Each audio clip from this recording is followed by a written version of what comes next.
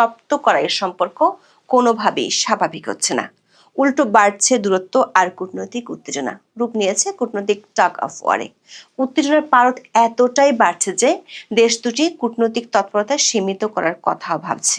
বাংলাদেশের পররাষ্ট্র উপদেষ্টা 21শে ডিসেম্বর সে ইঙ্গিত দিয়ে বলেছেন, পরিস্থিতি খারাপ হলে দূতাবাসের কর্মকর্তাদের সীমিত করার পদক্ষেপ নিতে পারে বাংলাদেশ। আর নিরাপত্তার অভাবে বাংলাদেশের চট্টগ্রামে ভিসা কেন্দ্র বন্ধ রেখেছে ভারত। চট্টগ্রাম, রাজশাহী ও খুলনায় ভারতীয় দূতাবাসের আঞ্চলিক কার্যালয় লক্ষ্য করে হামলার চেষ্টায় ঘোলাটে হয়েছিল পরিস্থিতি। তবে দুই দেশের সেনাপ্রধানের মধ্যে টেলিফোনে আলাপ সেই পরিস্থিতিকে ঠান্ডা করেছিল। কিন্তু বাংলাদেশের ময়মনসিংহের ভালুকায় এক হিন্দু তরুণকে পিটিয়ে হত্যার পর আগুনে জ্বালিয়ে দেওয়ার ঘটনা আবারও উস্কে দেয় উত্তেজনা। পাল্টা জবাবে দিল্লিতে বাংলাদেশ হাই কমিশনের সামনে বিক্ষোভ করে একটি দল। এ সময় বাংলাদেশের হাই কমিশনারকে হত্যার হুমকি দেওয়ার অভিযোগ এসেছে বাংলাদেশের সংবাদ মাধ্যমে। ঘটনার একদিন পর ভারত দাবি করেছে, দিল্লিতে বাংলাদেশ হাই কমিশনের সামনে বিক্ষোভের সময় কোনো নিরাপত্তা হুমকি তৈরি হয়নি। তবে এই দাবি সরাসরি প্রত্যাখ্যান করে হাই কমিশনের জন্য যথাযথ নিরাপত্তা না দেওয়ার অভিযোগ তুলেছেন পররাষ্ট্র উপদেষ্টা তৌহিদ হোসেন। বাংলাদেশের পররাষ্ট্র উপদেষ্টা অভিযোগ করেছেন, চরমপন্থীরা নিরাপত্তা অঞ্চলের মধ্যে ঢুকলো কিভাবে। পররাষ্ট্র উপদেষ্টার এই অভিযোগ যদি সত্যি হয়, তাহলে পাল্টা প্রশ্ন উঠছে, চট্টগ্রামে ভারতের ডেপুটি হাই কমিশনারের বাসার সামনে গিয়ে হামলা চালিয়েছিল কিভাবে? প্রতিবেশী দুই দেশের মধ্যে এমন কূটনৈতিক টাগ অফ ওয়ার নজিরবিহীন। প্রশ্ন উঠছে, এই অবস্থা কি বাকযুদ্ধে সীমাবদ্ধ থাকবে, নাকি আরো জটিল হতে পারে পরিস্থিতি? তেমন কিছু হলে কি অপেক্ষা করছে সামনের দিনে?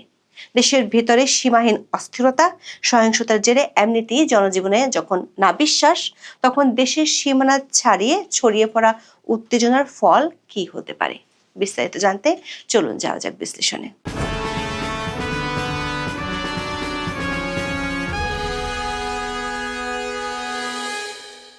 গত 12ই ডিসেম্বর ইনকলাব মঞ্চের মুখপাত্র শরীফ ওসমান হাদি গুলিবিদ্ধ হন এবং তার সন্দেহভাজন হামলাকারী ভারতে পালিয়েছেন, এমন খবর সামাজিক মাধ্যমে চাওয়ার হওয়ার পর ঢাকায় মূলত ভারত বিরোধী প্রচারণার নতুন গতি পায়।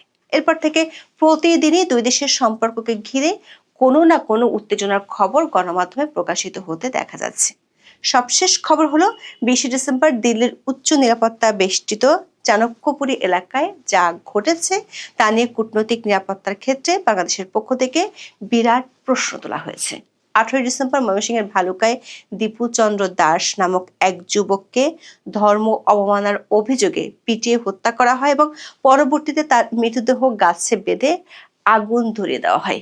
এই বর্বর হত্যাকাণ্ড কেবল বাংলাদেশে নয়, ভারতের জনমানুষও তীব্র প্রতিক্রিয়া সৃষ্টি করে। 20 ডিসেম্বর এই ঘটনার প্রতিবাদে অখণ্ড হিন্দু সেনা নামক একটি সংগঠনের প্রায় 20 থেকে 25 জন যুবক 4-5টি গাড়িতে করে দিল্লির রাধাকৃষ্ণন মার্গে অবস্থিত বাংলাদেশ হাই কমিশনের মূল গেটের সামনে গিয়ে হাজির হয়।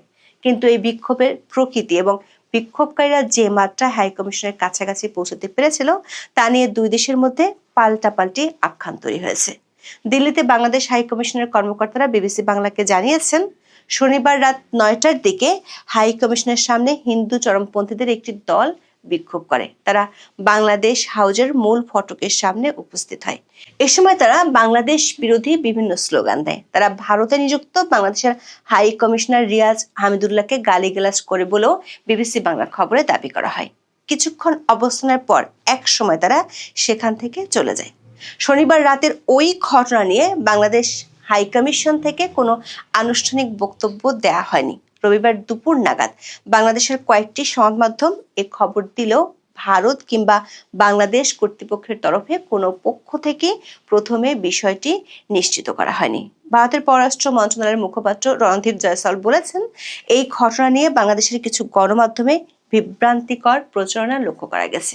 তিনি বলেন, প্রকৃত ঘটনা হলো ডিসেম্বরের 20 তারিখে দিল্লিতে বাংলাদেশ হাই কমিশনের সামনে প্রায় 20 থেকে 25 জন যুবক জড়ো হয়ে ময়মনসিংহের দীপু চন্দ্র দাসের নৃশংস হত্যাকাণ্ডের প্রতিবাদে স্লোগান দেয় এবং একই সঙ্গে বাংলাদেশের সব সংখ্যালঘুর সুরক্ষার দাবি জানায়।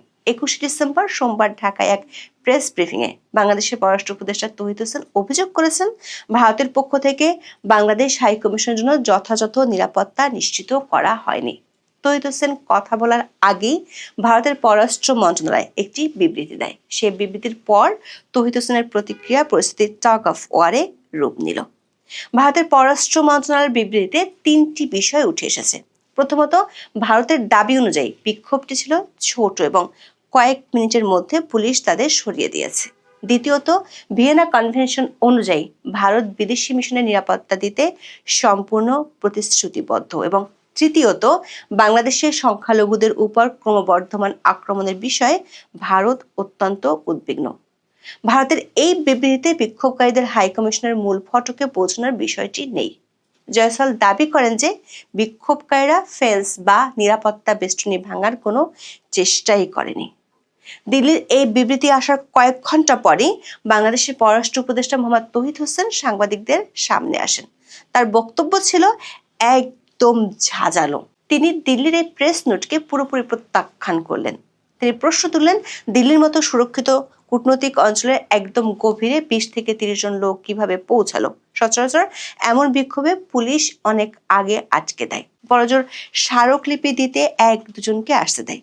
তৌহিদ হোসেনের ভাষায় ভারত পুরো বিষয়টিকে অত্যন্ত সাধারণ বা ওভার সিম্পলিফিকেশন করে ফেলেছে, যা বাস্তব পরিস্থিতির সাথে মেলে না। তবে বাংলাদেশের 2-1টি সংবাদ মাধ্যমে দিল্লির হাই কমিশনারকে হুমকি দেওয়ার যে খবর প্রকাশিত হয়েছে সেটি নিশ্চিত করতে পারেননি পররাষ্ট্র উপদেষ্টা। অন্যদিকে ভারতের পররাষ্ট্র মন্ত্রণালয় বিবৃতিতে উল্লেখ করেছে, ওই ঘটনার ভিজুয়াল এভিডেন্স জনগণের জন্য উন্মুক্ত, চাইলে সেটি যে কেউ দেখে নিতে পারেন। বাংলাদেশের পররাষ্ট্র উপদেষ্টা বলেছেন তার কাছে প্রমাণ নেই, কিন্তু শুনেছেন বাংলাদেশের হাই কমিশনারকে হত্যার হুমকি দেওয়া হয়েছে। তিনি প্রশ্ন তুলেন, সেখানে এসে তাকে হুমকি দেবে কেন? এই ঘটনার পর থেকে দিল্লিতে হাই কমিশনার পরিবার ঝুঁকি বোধ করছে এবং হুমকি অনুভব করছে বলে জানান তৌহিদ হোসেন। এরপর পররাষ্ট্র উপদেষ্টা যে শঙ্কার কথা জানিয়েছেন সেটি দেশ দুটির মধ্যকার সম্পর্কের আরো অবনতির ইঙ্গিত দেয়। তিনি বলেছেন, পরিস্থিতি আরো খারাপ হলে দূতাবাসের কর্মকর্তাদের সীমিত করার পদক্ষেপ নিতে পারে বাংলাদেশ। পররাষ্ট্র মন্ত্রণালয়ের একাধিক সূত্র বলছে, ভারতীয় কর্মকর্তাদের মানসিক প্রস্তুতি নিয়ে রাখতে বলা হয়েছে। তবে কিন্তু মুদ্রার উল্টো পিঠও আছে। তৌহিদ হোসেন যখন দিল্লি নিরাপত্তা নিয়ে কথা বলছিলেন তখন প্রশ্ন উঠেছে, তাহলে চট্টগ্রাম, খুলনা আর রাজশাহীতে ভারতীয় সহকারী হাই কমিশনের কি হবে? যদি দিল্লির 20 থেকে 25 জন যুবককে আটকানোই ভারতের দায়িত্ব হয়, তবে বাংলাদেশের চট্টগ্রাম, রাজশাহী এবং খুলনায় ভারতীয় সহকারী হাই কমিশনের যে হামলা ও বিক্ষোভ হলো সেটিকে তিনি কিভাবে ব্যাখ্যা করবেন? ডিসেম্বরের মাঝামাঝি সময় ইনকিলাব মঞ্চের নেতা শরীফ ওসমান বিন হাদির মৃত্যু বাংলাদেশের তীব্র ভারত বিরোধী মনোভাব তৈরি করে। হাদির মৃত্যুর খবর ছড়িয়ে পড়ার সাথে সাথে 19 ডিসেম্বর রাতে চট্টগ্রামে ভারতীয় ডেপুটি হাই কমিশন এলাকায় ভাঙচুর ও বিক্ষোভ হয়। বিক্ষোভকারীরা ইটের টুকরো ছুঁড়ে কার্যালয়ের ক্ষতি সাধন করে। একই ধরনের উত্তেজনা বিরাজ করছিল রাজশাহী ও খুলনাতেও, যার ফলে ভারত সেখানে ভিসা কার্যক্রম স্থগিত করতে বাধ্য হয়। চট্টগ্রামে ভারতীয় ডেপুটি হাই কমিশনার বাসভবনে ইট পাটকেল নিক্ষেপ করা হয়েছে, যার ফলে ভারত সেখানে অনির্দিষ্টকালের জন্য ভিসা কার্যক্রম স্থগিত করতে বাধ্য হয়েছে। আবার প্রকাশ্যে জনসভায় সরকার সমর্থক এক নেতা বাংলাদেশ থেকে ভারতীয় হাই কমিশনারকে লাথি দিয়ে বের করে দেওয়ার হুমকিও দিয়েছিল। কিন্তু এ বিষয়ে বাংলাদেশ সরকারের পক্ষ থেকে কোনো প্রতিক্রিয়া পাওয়া যায়নি।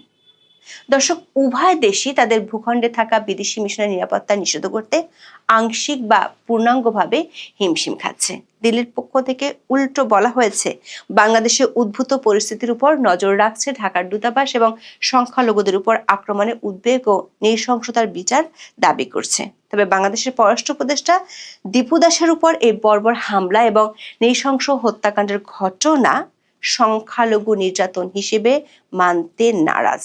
তার ভাষায় এটি বাংলাদেশের একজন নাগরিকের হত্যাকাণ্ড। দর্শক, পরিস্থিতি যেদিকে এগোচ্ছে তাতে মনে হচ্ছে সামনের দিনগুলোতে সংখ্যালঘু ইস্যু নিয়ে পরিস্থিতি আরো জটিল হওয়ার আশঙ্কা থেকে যাচ্ছে। যদিও রাজনীতি আর কূটনীতি যখন ঝগড়ায় ব্যস্ত, তখন এক অদ্ভুত শান্ত চিত্র দেখা গেছে সামরিক মহলে। খবর হলো, ভারতীয় সেনাপ্রধান জেনারেল উপেন্দ্র দ্বিবেদী বাংলাদেশের সেনাপ্রধান জেনারেল ওয়াকারুজ্জামানের সাথে কথা বলেছেন। সেনাপ্রধানদের এই কথোপকথনের মূল বিষয়বস্তু ছিল সীমান্তে উত্তেজনা প্রশমন এবং বিশেষ করে দীপু চন্দ্র দাসের হত্যাকাণ্ড ও ওসমান হাদির মৃত্যুকে কেন্দ্র করে উদ্ভূত জনরোষ সামলানো।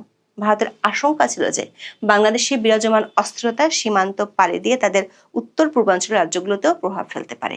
অন্যদিকে বাংলাদেশের সেনাপ্রধানের জন্য এই যোগাযোগ ছিল আগামী 2026 সালের ফেব্রুয়ারিতে নির্ধারিত সাধারণ নির্বাচনের আগে অভ্যন্তরীণ নিরাপত্তা নিশ্চিত করার একটি কৌশল। ভারতীয় গণমাধ্যমগুলোর খবরে বলা হয়েছে, জেনারেল ওয়াকারুজ্জামান ভারতকে এই মর্মে আশ্বস্ত করেছেন যে বাংলাদেশে ভারতীয় সম্পদ সম্পূর্ণ সুরক্ষিত আছে।